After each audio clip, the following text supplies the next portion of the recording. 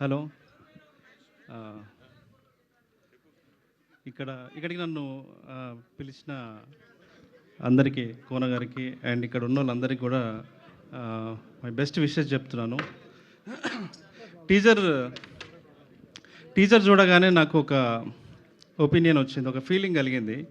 ఏంటంటే వీళ్ళు ఖచ్చితంగా ఈ సినిమాని ఆహ్, ఖచ్చితంగా ఈ సినిమాని ఏదో క్యాజువల్ యాటిట్యూడ్తో తీసుకున్న సినిమా కాదు. ఇదేదో డబ్బులు పెడితే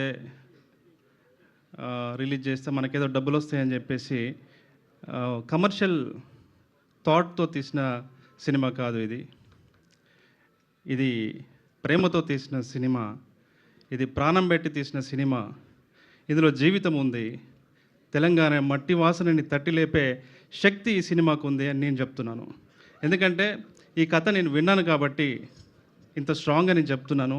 టీజర్ చూస్తుంటే కథలో ఉన్నటువంటి ఇంటెన్స్ని, కథలో ఉన్నటువంటి ఫిలాసఫికల్ బేస్ని ప్రాపర్గా డిపెక్ట్ చేస్తున్నారు సినిమాలో అని చెప్పేసి నేను అనుకుంటున్నాను. సో కంగ్రాచులేషన్స్ సతీష్, ఇక్కడికి వచ్చినందుకు మీకు కూడా థ్యాంక్ యూ సార్. ఇట్లా ఎంకరేజ్ చేస్తున్నందుకు శ్రీదేవి అండ్ రోషన్, శివాజీ అన్న, అక్క అండ్ మోహన్ భగవత్, గీతా భగత్ గారు, సారీ మోహన్ భగత్, చేతన్ భగత్, అందరికి కూడా మై విషెస్ చెప్తున్నాను. అండ్ ఇందాక మనోడు మాట్లాడుతూ తెలంగాణ సినిమా అన్నాడు. ఇది తెలంగాణ సినిమా అని అట్లా ప్రొపగండా చేయకుండా తెలంగాణ జీవితం ఉన్న తెలుగు సినిమా అని ప్రొపగండా చేయండి, వర్కౌట్ అవుతుంది. లేదంటే అక్కడి నుంచి పైసలు రావు నీకు.